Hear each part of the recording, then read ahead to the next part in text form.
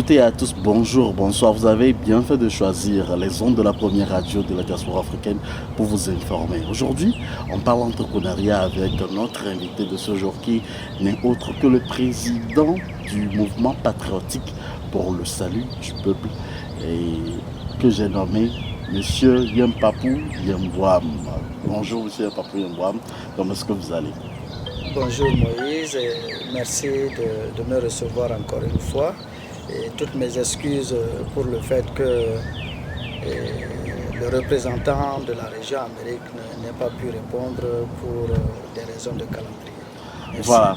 Normalement, on devait recevoir le président du côté de la diaspora, du côté Amérique, qui n'a pas pu répondre à notre invitation aujourd'hui. Et vous avez très bien fait. Nous sommes très honorés de vous recevoir encore une fois dans notre émission Micro de la diaspora qui vous ouvre tout le temps vos portes et surtout les portes pour informer les compatriotes où qu'ils soient et pour qu'ils soient informés en temps réel sur les activités du mouvement patriotique pour le salut du peuple. Alors, la dernière fois, vous nous aviez parlé des dons que vous ferez du côté de l'Afrique et du côté de la diaspora. Qu'en est-il? Où en sommes-nous? Merci beaucoup Moïse, et à travers vous, merci à la radio FM Liberté qui tout le temps nous ouvre vraiment les portes, et que Dieu vous bénisse. Et effectivement, nous avions annoncé il y a 2 ou 3 semaines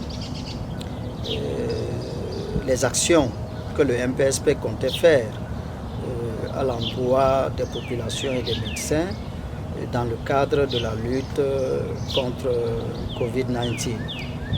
Effectivement, nous avons réceptionné le matériel que nous avions commandé, un matériel à environ 1 500 000 francs CFA, qui sont constitués en réalité de 1600 masques chirurgicaux, de 100 unités de gel hydroalcoolique, et nous avons fait commander sur place une douzaine de dispositifs de lavage de mains. Et donc nous avons commencé déjà à déployer les choses selon un calendrier précis. Donc on devait commencer par Dapan pour remonter progressivement vers Lomé. Donc à ce jour, nous avons pu à Dapan remettre 500 masques chirurgicaux à l'hôpital Magui de l'association Vivre dans l'Espérance. Et nous avons remis également à Dapan 2 dispositifs de lavage de mains au marché, en réalité aux revendeurs de bêtes et de volailles au niveau du marché de Tantigou et un autre au niveau de Kotokoli Zongo. Donc ensuite à Kara, nous avons déployé également 2 dispositifs de lavage. Et les bénéficiaires n'étaient rien d'autre que les Émidjaman qui ont réceptionné justement le matériel et avec vraiment beaucoup de joie. Et ensuite, à Sokodé, nous avons pu remettre 500 masques chirurgicaux justement à un centre de CMS et à un autre centre d'orphelinat. Et nous avons également remis toujours à Sokodé 2 dispositifs de lavage de mains. Et hier, c'était le tour donc d'Atapamé. Atapamé donc a pu aussi remettre son dispositif de lavage de mains au niveau donc du marché des dames là qui vendent justement leurs produits, et on a procédé à des sensibilisations dans toutes ces localités là que nous avons, que je viens donc de citer. Et voilà, nous allons continuer. Et ceux de Tchévier, logiquement, devraient donc avoir leur don aujourd'hui. Et on va finir demain, samedi, à Lomé, avec le centre d'orphelinat de notre cher aîné artiste King Messon, avec qui j'ai rendez-vous tout à l'heure. On va s'appeler au téléphone pour peaufiner donc les choses. Et nous aurons aussi 2 dispositifs justement de lavage de mains que nous allons remettre aussi à des structures, certainement au niveau du centre portuaire. Et ensuite à Lomé toujours, nous avons une autre action qui sera donc faite avec une autre structure lorsque la date sera déterminée. Nous allons donc vous tenir informés et cette action va aller à l'endroit de l'hôpital de Mai. Donc voilà, cher Moïse, de manière ramassée, ce que nous sommes en train de faire sur le terrain, sans oublier bien sûr les différentes communications que nous donnons sur les médias, les conférences de presse et tout ce que nous faisons pour sensibiliser effectivement les populations par rapport au mal de Covid-19. Nous le savons tous également qu'aujourd'hui le Covid-19 est allé donc jusqu'à l'intérieur du pays. Et je suis très fier de savoir aujourd'hui que vous êtes allé jusqu'à l'intérieur. Mais ma question est la suivante. Est-ce que la cible a-t-elle changé? Parce que vous nous aviez dit que c'était en fait le corps médical qui était ciblé pour faire les dons, à qui vous devez remettre vos dons, etc. Mais aujourd'hui, je constate que vous avez pu toucher également les couches vulnérables. Ces dons que vous avez eu à faire sont-ils suffisants juste à ce que vous ayez touché les couches vulnérables? Effectivement, vous avez été très attentif, Moïse. Et la cible a quelque peu changé. Parce que, comme nous vous l'avions annoncé dans le précédent interview, notre objectif c'était d'atteindre essentiellement nos médecins qui sont en première ligne dans cette lutte contre Covid-19. Alors, fort heureusement, avant que nous déployions donc notre matériel, le gouvernement a pris une décision salutaire qui était donc de rendre obligatoire le port du masque dans tous les hôpitaux et autres centres de soins périphériques. Et donc le gouvernement prend les dispositions pour doter les centres hospitaliers et les centres de soins périphériques des masques.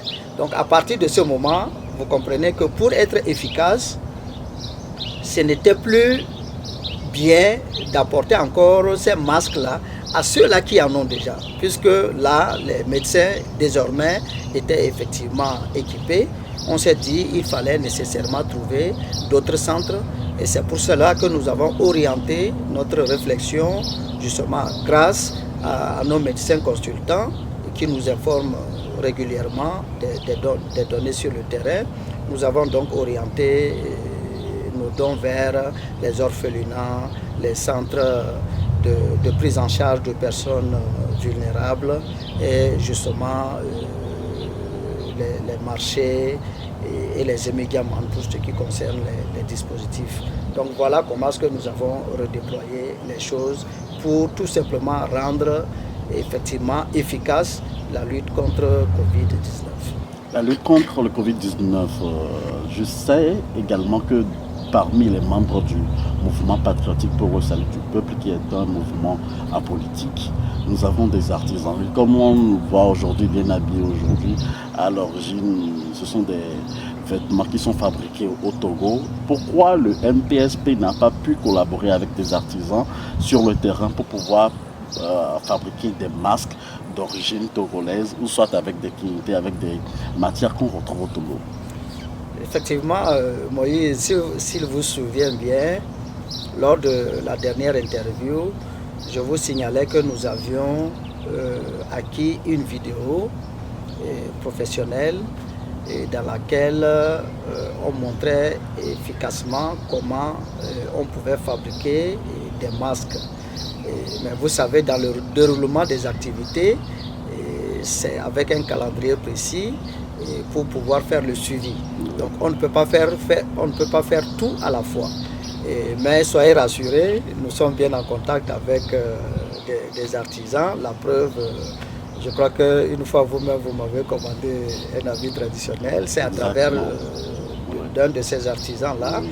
Et d'ailleurs, au cours de nos activités d'Assemblée générale, ces artisans, nous les invitons, ils viennent exposer leurs produits.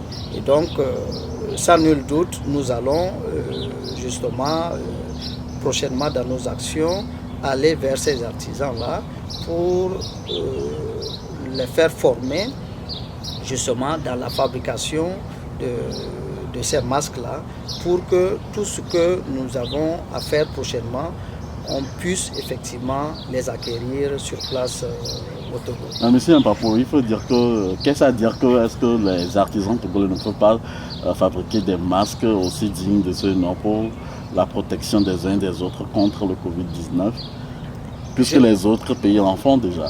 Oui, je ne dirais pas, sauf que vous savez qu'avec le temps, tout se perfectionne. Oui. Voilà. Quand on a commencé, par exemple, nos artisans n'ont pas attendu une quelconque formation. Mais quand les informations sur le Covid-19 a continué, donc ils ont eu des informations, par exemple, sur le fait que, voilà, avec le tissu simple, c'était suffisamment poreux pour ne pas être efficace. Donc, les choses ont changé. Il y en a qui, désormais, doublent le truc, mais il y a de façon professionnelle comment il faut fabriquer des masques pour que même nos médecins puissent les porter. Donc l'objectif du MPSP, c'est de faire en sorte que ceux-là que nous aurons à former soient capables de fabriquer des masques, non seulement pour le grand public, mais des masques aussi efficaces pour nos médecins. Donc voilà pourquoi nous tenons spécifiquement à cette formation-là. Sinon, sur le terrain, il n'y a pas de doute, même il y a une équipe à l'université, justement, par rapport donc à la communauté scientifique qui a été mise en place dans le cadre de Covid-19. Nous avons discuté avec une équipe qui effectivement fait des masques professionnels. Et lorsque j'ai discuté avec la personne il y a seulement hier, elle me faisait comprendre que les médecins pouvaient en porter parce que ça protégeait à hauteur de 95%. Et donc c'est déjà des choses à féliciter. Alors, nous sommes toujours dans notre émission Micro de la Diaspora sur les ondes de la première radio de la diaspora africaine également, qui est dotée aujourd'hui d'un média assez révélateur de talent, Liberté TV également, qui vient avec tous les honneurs, avec tout l'arsenal que nous avons aujourd'hui. Alors, monsieur Mpapou, qui est notre invité aujourd'hui, nous dira, nous avons constaté qu'à un certain moment aujourd'hui, vous nous aviez parlé également de la diaspora, ce qui nous intéresse beaucoup. Et qu'avez-vous fait justement pour contrecarrer le Covid-19 à la diaspora? Oui, au niveau de la diaspora, je vous le disais dernièrement, c'est essentiellement notre sens de solidarité. À un moment, il fallait faire attention justement aux gestes barrières, d'où justement la nécessité de la collaboration avec nos médecins consultants qui nous donnaient donc tous les conseils sur les mesures à prendre, etc. Mais on ne s'est pas seulement limité à là. Dans les 1600 masques chirurgicaux que nous avons acquis, 100 masques chirurgicaux ont été remis justement à la région Amérique pour justement faire face à ces situations-là. Et selon ce que donc, le bureau donc, de la région Amérique nous a dit, ils mettent ces masques chirurgicaux à la disposition de toutes les personnes qui sont dans le besoin, essentiellement ceux qui sont dans les zones les plus touchées, notamment New York et d'autres villes. Donc voilà à peu près ce que nous faisons. Nous publions les informations chaque jour pour que les gens puissent justement être suffisamment informés sur le Covid-19. Et voilà comment donc nous travaillons ici au niveau de la région Amérique. Il faut dire que, vous savez, quand quelqu'un est déjà bien prévenu, c'est déjà l'essentiel. Donc il prend toutes les dispositions pour éviter le reste. Et dans la contribution, effectivement, que nos membres ont eue, la diaspora a joué, en tout cas, la plus grosse part dans la contribution.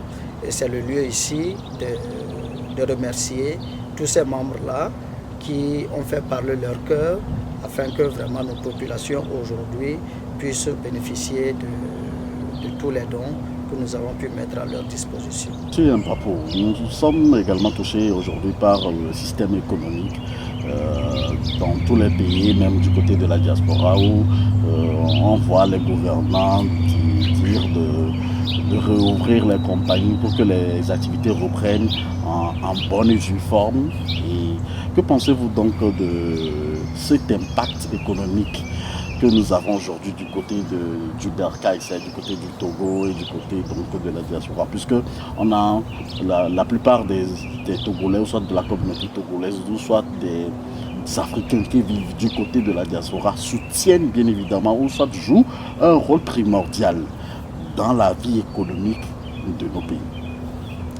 Effectivement, comme dans tous les autres pays du monde, il va forcément résulter un impact sur l'économie dans nos pays.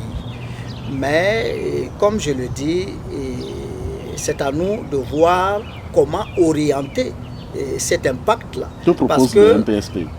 Cet impact peut vraiment être réorienté autrement. Ça, vraiment, le MPSP croit formellement en cela. Et la proposition du MPSP, c'est que nos États déjà arrêtent de faire les commandes à l'extérieur. Parce que comme nous l'avons dit aujourd'hui, on ne peut pas comprendre qu'une cellule de la communauté scientifique mise en place par le gouvernement lui-même soit capable de fabriquer des masques qui protègent à 95%, qu'on continue quand même d'aller acheter les masques en Chine et ailleurs. Je pense qu'il faut suffisamment investir quand même dans cette compétence-là pour que déjà l'argent reste dans nos pays. Ensuite, nous avons tous vu justement ces vidéos-là où ces mêmes jeunes chercheurs-là, justement, ont dévoilé l'œuvre de leur recherche, qui est par exemple le respirateur. Et nous sommes quand même peinés aujourd'hui, après autant de semaines, que cette machine a été dévoilée, qui a suscité beaucoup d'espoir auprès des Togolais, qu'il n'y ait pas de suite.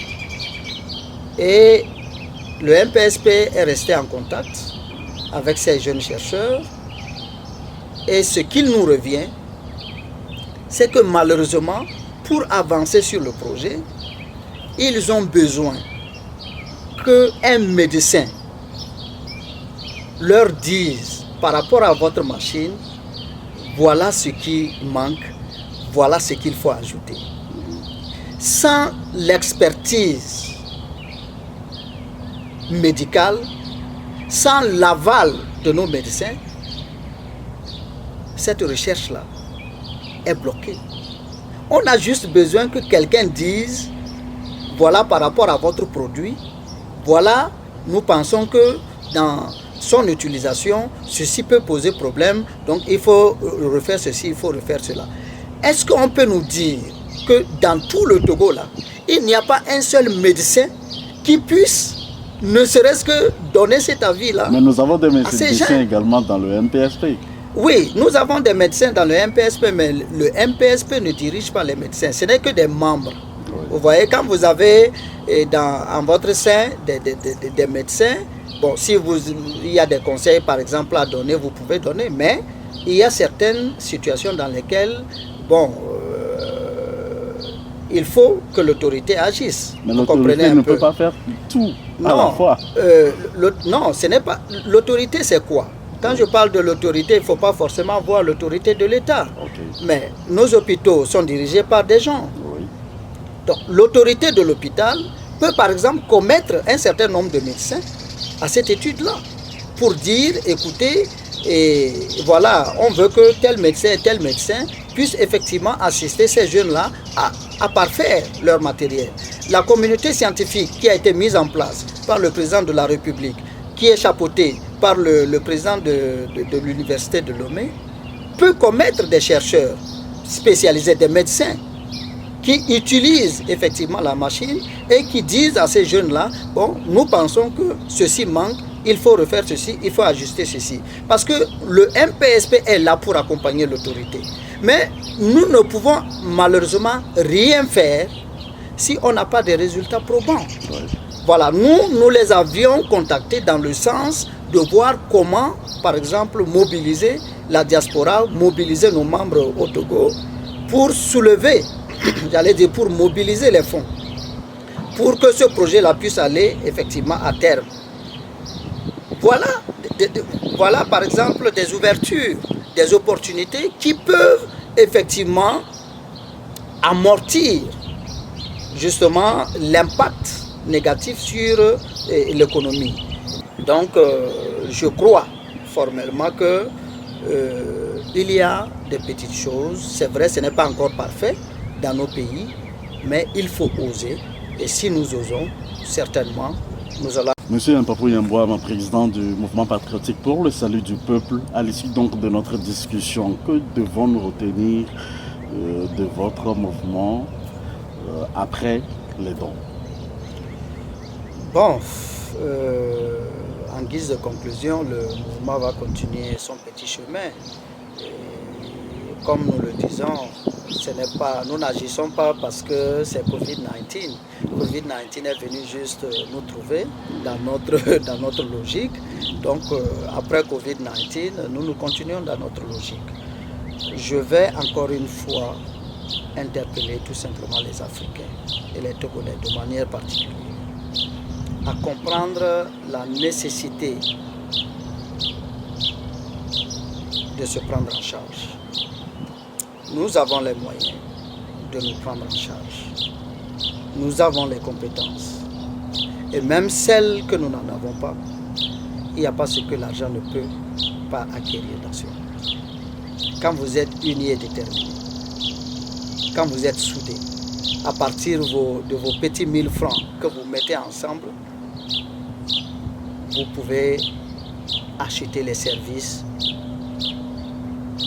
des personnes les plus compétentes au monde. Voilà ce qu'il nous faut. Il nous faut tout simplement de l'unité, de la solidarité autour d'une vision. Et la vision, c'est de faire en sorte que l'Afrique se développe par les Africains et pour les Africains au profit de tout le monde entier. Donc ce sera donc à partir de ce mot-là que je vais encore de nouveau interpeller l'autorité pour qu'ils comprennent combien a suscité l'espoir dans la recherche que les jeunes étudiants ont produit par rapport aux respirateurs. Je voudrais me faire leur porte-parole en ce moment pour dire que ces jeunes étudiants ne fabriquent pas que le respirateur. Ils ont aussi mis au point, j'ai oublié comment on appelle ça, mais c'est un truc de protection de visage. J'ai oublié exactement le terme, comment ils appellent ça, mais quoi qu'il en soit, ça permet aux médecins, par exemple dans leur intervention, d'être protégés. Aujourd'hui, les masques, ça nous protège seulement que des narines et de la bouche. Mais leur masque là, c'est en vitre et ça permet justement de protéger tout le visage d'où les yeux et tout ça. Et lorsque nous allons sur le plan international, aujourd'hui, ce qu'eux ils fabriquent, quand bien même c'est à faible quantité, ils le revendent autour de 3500 francs l'unité, alors que sur le plan international, vous ne l'aurez pas à moins de 12 000 francs. Vous comprenez? Donc, c'est des jeunes qu'il faut encourager. Et le MPSP, spécifiquement, voudrait se faire le porte-parole de toute cette jeunesse-là, qui, justement, crée, innove pour l'Afrique de demain.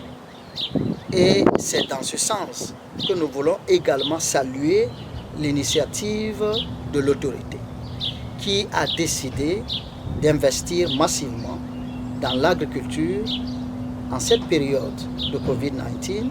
Et c'est avec joie que nous avons accueilli l'information selon laquelle 72 tracteurs ont été mis à la disposition des producteurs dans ce sens. C'est dire que le réflexe, ça commence à tourner et il n'y a pas de raison que nous sachions désespérer.